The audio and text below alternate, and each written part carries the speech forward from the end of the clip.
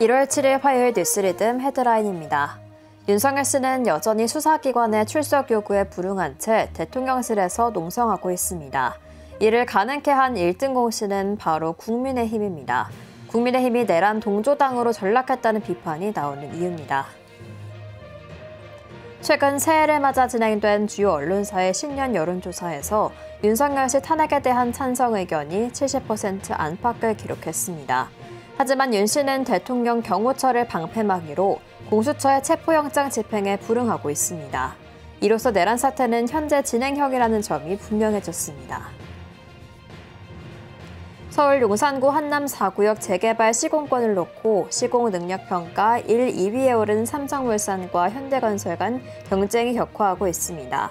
양사는 조합원들의 표심 잡기에 나섰지만 양사 간 경쟁이 제살 깎아먹기와 지나친 상호 비방으로 점철됐다는 지적도 나옵니다. 지난해 글로벌 시장에서 경쟁력을 증명한 우리 화장품 산업이 올해에도 수출 순항을 이어갈지 귀추가 주목됩니다.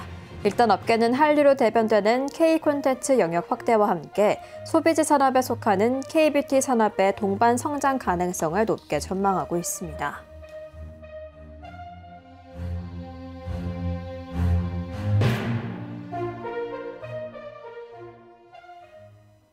시청자 여러분 안녕하십니까? 뉴스리듬의 전현주입니다. 윤석열 씨에 대한 체포영장 집행 저지를 주도한 박종준 경호처장이 경찰 특별수사단의 2차 출석 요구에도 응하지 않았습니다. 경호처는 변호인이 선임되지 않아 출석이 어렵다는 입장인데요. 이미 2차례 출석 요구였던 만큼 시간 끌기란 비판은 피하기 어려워 보입니다. 경찰은 박 처장에 대해 체포영장 신청 등 강제 수사도 검토 중인 것으로 전해지고 있습니다. 오늘의 첫 번째 소식입니다. 내란 현행범 윤석열 씨는 무려 11일 동안 대통령 직무를 유지했고 수사기관의 출석 요구에 불응한 채 대통령실에서 농성하고 있습니다. 이를 가능케 한 1등 공신은 바로 국민의힘입니다. 법치주의를 내세워 민주주의 체제 전복을 시도하고 정당한 법 집행마저 거부한 피의자를 비호하고 있습니다. 유지용 기자가 보도합니다. 민주주의 체제의 전복을 시도하고 정당한 법 집행마저 거부한 내란 피의자를 비호하며 내세운 논리. 다름 아닌 법치주의입니다. 권성동 국민의힘 원내대표는 4일 국회의원 총회에서 대통령 체포영장 집행을 비판하는 건 대통령이 아닌 법치주의와 대한민국을 지키기 위해서라고 강조했습니다. 그러나 이어진 발언에선 삼권 분립에 헌정 질서에까지 도전하며 사법부를 겁박했습니다. 법원이 형사소송법 110조와 111조 적용을 예외로 하는 수색영장을 내준 걸 두고 입법권에 대한 심각한 도전이라고 한 겁니다. 같은 날 권영세 비상대책위원장도 이번 사태는 공수처와 정치 판사의 부당 거래였다며 앞으로 이런 시도가 절대 있어서는 안 된다고 못 박았습니다. 1년의 내란 옹호에 국민의힘을 위헌 정당으로 해산해야 한다는 목소리가 커지고 있습니다. 앞서 지난 2014년 통합진보당의 해산 근거는 내란 선동이었습니다. 반면 1호 당원인 윤석열 씨는 내란을 실행으로 옮겼고 국민의힘은 삼권 분립이라는 민주주의 근간마저 흔들며 내란 정국을 이끌고 있습니다. 이로 인한 국정 혼란은 한 달째 지속 중입니다. 뉴스토마토 유지웅입니다. 12.3 내란 사태 이후 계속되는 전국 혼란 속에서 윤석열 씨 탄핵과 체포를 요구하는 민심은 뚜렷했습니다. 주요 언론사의 신년 여론조사에서 윤 씨 탄핵에 대한 찬성 의견이 70% 안팎을 기록했는데요. 이런 민심에도 불구하고 윤 씨는 대통령 경호처를 방패막이로 내세우며 내란은 지속되고 있습니다. 차철우 기자가 보도합니다. 12.3 내란 사태 이후 계속되는 전국 혼란 속에서 윤석열 씨를 탄핵, 체포, 구속 수사해야 된다고 요구하는 국민적 분노가 극에 달했습니다. 결국 비상계엄 선포 후 무장병력을 국회에 보내 헌정 질서를 멈춰 세우려 한 윤 씨에게 엄벌을 내리라는 것이 민심의 요체였습니다. 하지만 윤 씨는 5일에도 대통령 경호처를 방패막이로 내세우며 고위공직자 범죄수사처의 체포영장 집행에 불응하고 있습니다. 윤 씨의 영장 집행 저지로 내란 사태는 현재 진행형이라는 점이 분명해졌습니다. 최근 새해를 맞아 진행된 주요 언론사의 신년 여론조사에서 윤 씨 탄핵에 대한 찬성 의견이 70% 안팎을 기록했습니다. 윤 씨의 체포에 대한 인식도 탄핵 찬반 여론과 비례했습니다. 자세한 내용은 중앙선거여론조사심의위원회 홈페이지를 참조하면 됩니다. 뉴스토마토 차철우입니다. 계엄과 내란 협의로 인한 비상정국이 기업 신용 위험으로도 연결되고 있습니다. 최근 한 달 새 회사채 발행에 나선 기업들은 신용 위험 요인으로 계엄과 그에 따른 불확실성을 투자자들에게 설명해야 하는 상황에 처했는데요. 정치 불안이 환율 급등뿐 아니라 대외 신인도 하락 요인으로 작용하면서 가뜩이나 어려운 한국 경제에 그늘을 들이우고 있습니다. 보도에 이재영 기자입니다. 계엄과 내란 혐의로 인한 비상정국이 기업 신용 위험으로도 연결되고 있습니다. 새 회사채 발행에 나선 기업들은 신용 위험 요인으로 계엄과 그에 따른 탄핵을 투자자들에게 설명했습니다. 지난 2일 포스코가 낸 증권 보고서에 계엄 탄핵 내용이 실렸습니다. 환율이 급등한 배경을 설명하면서 계엄과 탄핵 상황도 적시됐습니다. 같은 날 반도체 장비 기업 IST 증권 보고서에도 비슷한 내용이 담겼습니다. 작년 11월 27일 최초 증권 신고서를 냈던 현대차 증권의 경우 지난달 24일 계엄 이슈를 포함하는 쪽으로 정정해 눈길을 끕니다. 회사는 금융감독원의 정정 요구를 받고 신고서를 고쳤습니다. 정치 불안에 따른 환율 급등뿐만 아니라 대외 신인도 하락 요인이 상존하는 현상입니다. 뉴스토마토 이재영입니다. 최근 DL-ENC와 SK에코플랜트 등 대형 건설사들이 사옥 이전에 나섰습니다. 도심 오피스 임대료가 급격히 오르는 데다 건설 업황 부진이 장기화되면서 비용 절감을 위한 노력의 일환으로 해석됩니다. 자세한 내용 홍연 기자가 전해드립니다. 최근 DL-ENC와 SK에코플랜트 등 대형 건설사들이 사옥 이전에 나섰습니다. 도심 오피스 임대료가 급격히 오르는 데다 건설 업황 부진이 장기화하면서 비용 절감을 위한 노력의 일환으로 해석됩니다. 건설업계에 따르면 SK에코플랜트는 2027년 하반기쯤 본사를 서울 영등포구 양평동 사가의 오피스 빌딩으로 옮길 예정입니다. SK에코플랜트는 이전하는 빌딩에 대해 시공을 맡았으며 시행사인 LB자산운용과 선임대차 계약을 체결했습니다. SK에코플랜트의 자회사 SK에코엔지니어링도 함께 사옥을 이전할 예정입니다. DL-ENC는 현재 사옥인 종로구 돈이문 D타워를 떠나 내년 말 마고 원그로브의 이전을 결정했습니다. 임차 계약은 2025년 말까지였으며 당초 2027년까지 현재 사옥에 남는 방안을 검토했지만 높은 임대료로 이전을 결정한 것으로 알려졌습니다. 한편 개발 사업에 힘을 실기 위해 본사를 이전하는 경우도 있는데요. HDC 현대산업개발은 현재 용산구 아이파크몰에 위치한 본사를 노원구 강원대 역세권 복합도시개발 사업지로 이전하기로 했습니다. 본사 이전 시점은 2028년입니다. 뉴스토마토 홍연입니다.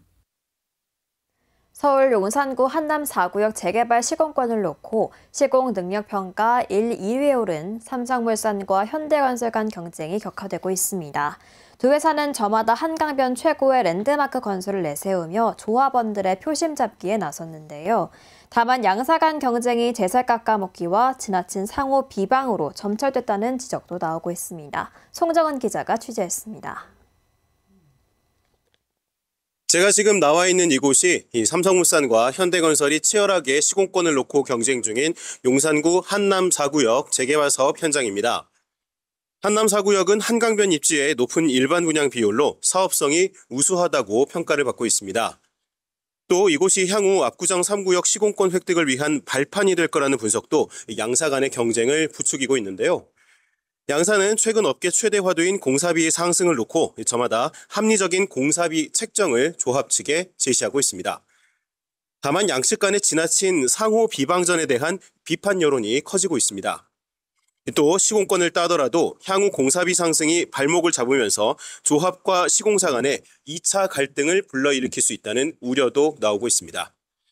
상반기 최대 정비 사업지로 꼽히는 한남 4구역 시공사는 오는 18일 결정됩니다. 뉴스토마토 송정은입니다.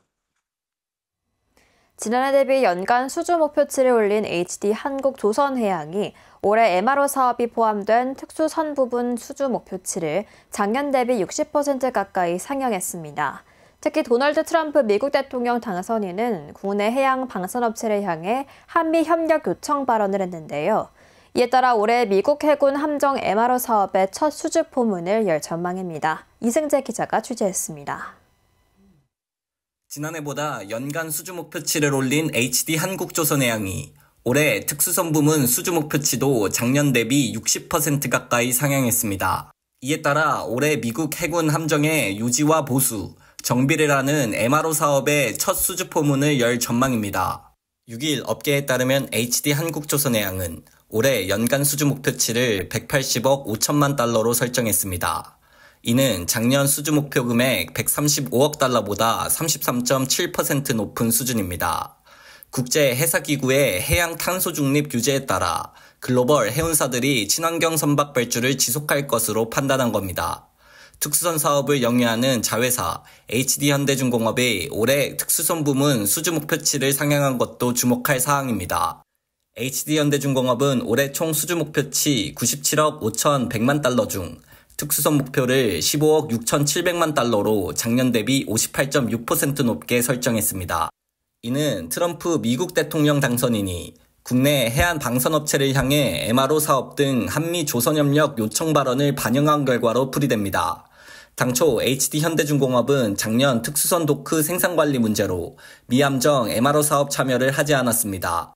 그러나 작년 대형 함정들의 인도로 올해부터는 도크에 여유가 생겨 이 사업에 적극 뛰어들 전망입니다. 뉴스토마토 이승재입니다. 한국무역보험공사의 수출보험 한도가 10조 원 늘었습니다.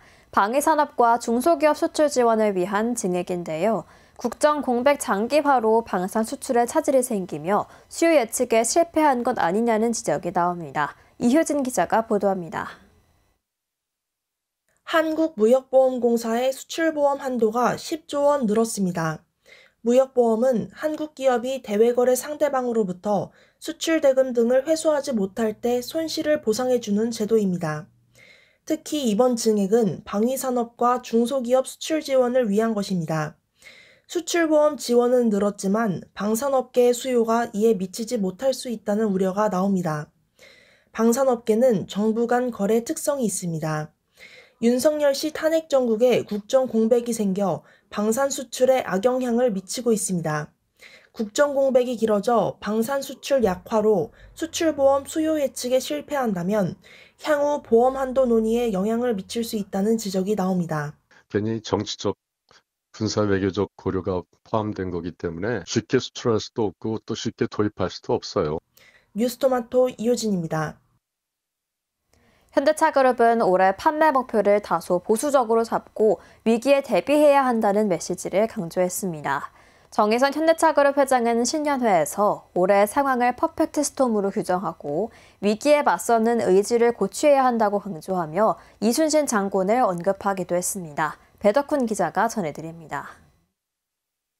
퍼펙트 스톰과 같은 그런 단어들은 우리의 경각심을 일깨우고 또 위기에 맞서는 우리의 의지를 고취시키는 역할을 해야지 그것이 비관주의에 빠져서 수세적 자세로 혁신을 도외시하게 해서는 안 됩니다. 정의선 현대차그룹 회장은 신년사를 통해 올해의 불확실성 등 닥쳐올 위기 상황에 대한 견고한 대응을 임직원들에게 당부했습니다. 정 회장은 특히 앞으로 피해갈 수 없는 많은 도전이 기다리고 있지만 우리 앞에 놓인 도전과 불확실성 때문에 위축될 필요는 없다라고 강조했는데요. 그러면서 종합적인 판단을 통해 미래 기회 창출로 연결될 수 있도록 하는 것과 유연하고 개방적인 내부 프로세스와 조직 문화를 갖춰야 한다는 위기 극복 방안을 역설했습니다. 이러한 기본기를 바탕으로 예상하지 못한 위기에 대처할 수 있다는 겁니다. 정 회장은 또 올해 경영 전략과 관련해서는 고객과 소통에 방점을 찍었는데요.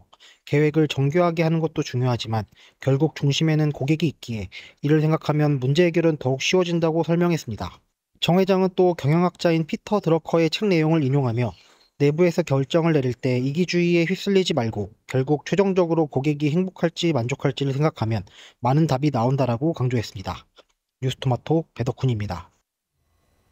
국내 수입차 시장에서 테슬라에 밀려 고전을 면치 못하던 아우디가 신차 출시를 내세우며 예전 독 3사로 불리던 시절의 명성 회복에 나섰습니다. 아우디가 7위의 굴욕을 딛고 올해 다시 3위를 탈환할 수 있을지 주목됩니다. 표진수 기자가 보도합니다. 국내 수입차 시장에서 테슬라에 밀려 고전을 면치 못하던 아우디가 신차 출시를 내세우며 명성 회복에 나섰습니다. 6일 한국수입자동차협회에 따르면 지난해 연간 수입 자동차 브랜드별 등록 대수는 아우디가 9,304대로 7위를 기록했습니다. 1위는 BMW, 2위는 벤츠, 3위는 테슬라가 뒤를 이었습니다. 아우디의 판매 위기는 2022년부터 찾아왔습니다. 2020년 25,513대가 판매된 데에 이어 2021년 증가하는가 싶더니 2022년 감소하기 시작했습니다.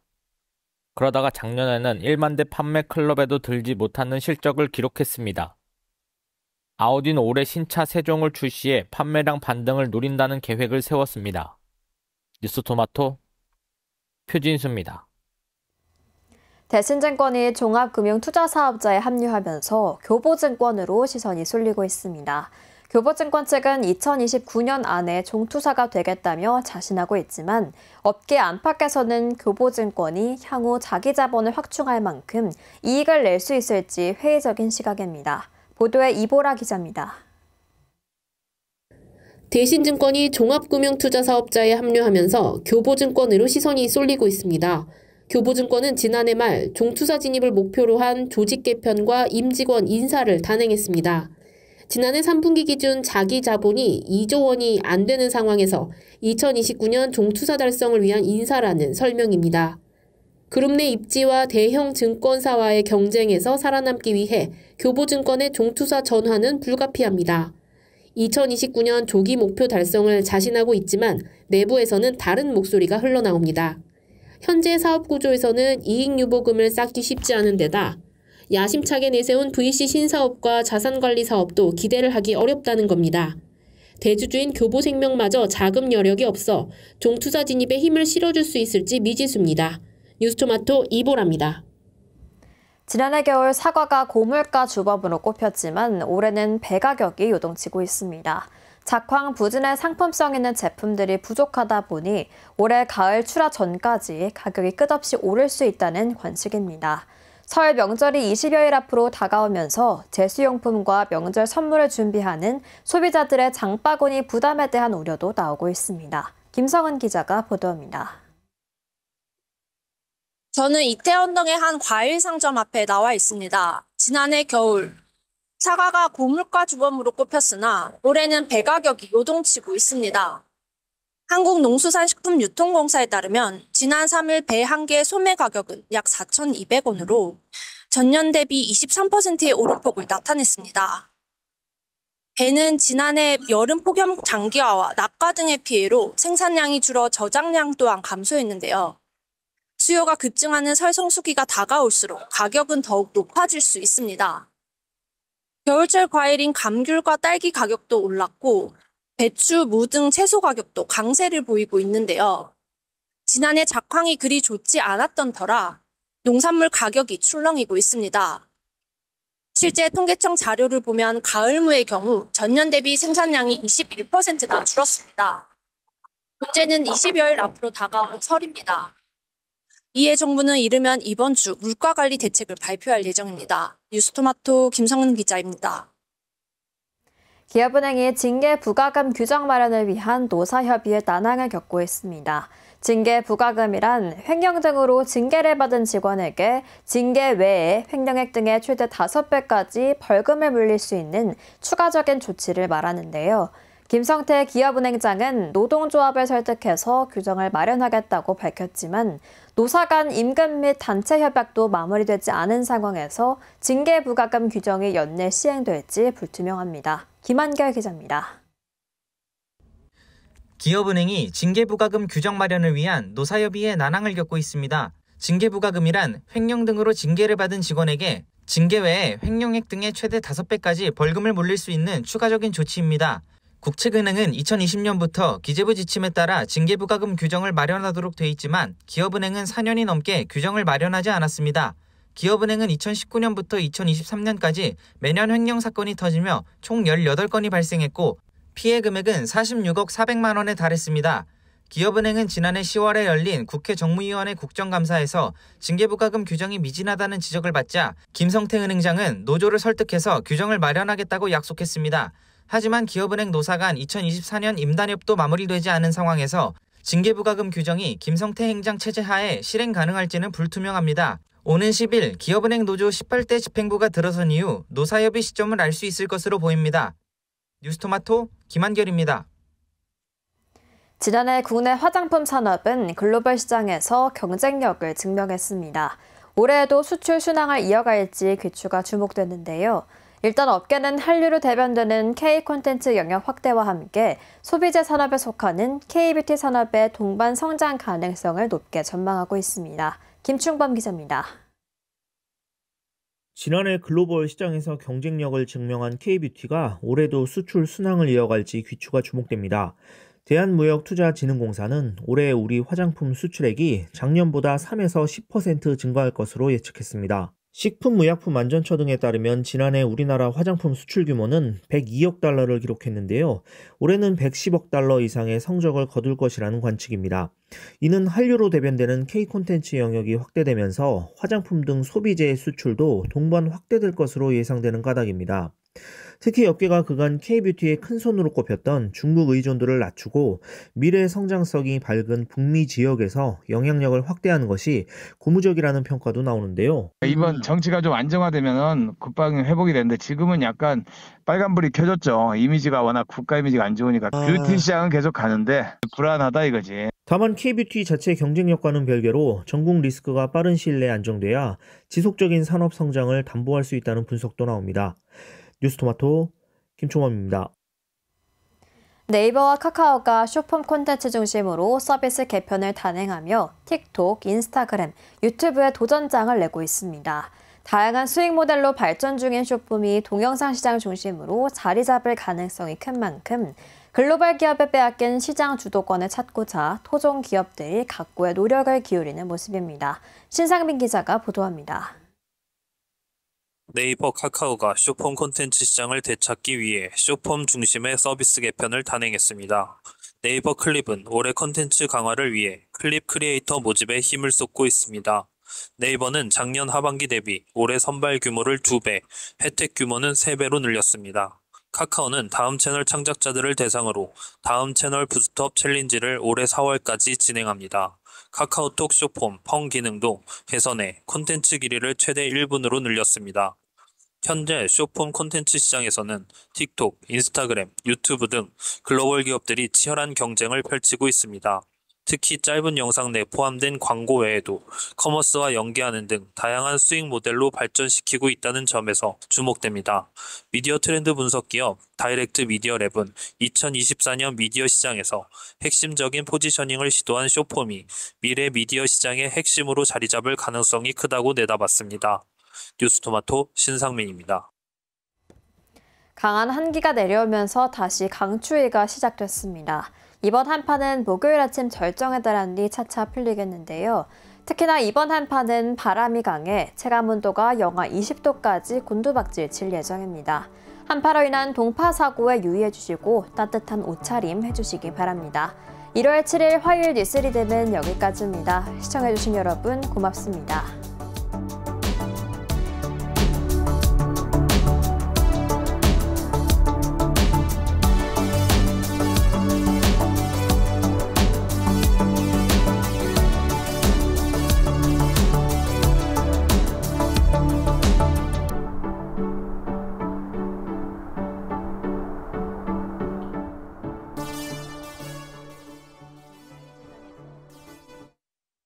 후원자분들을 기다립니다.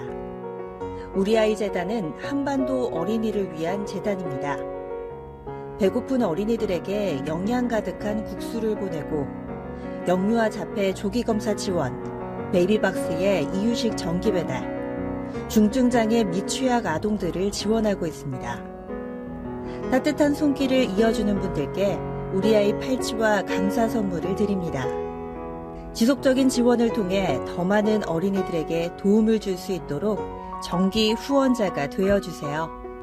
후원 문의 02-2128-3344, 2128-3344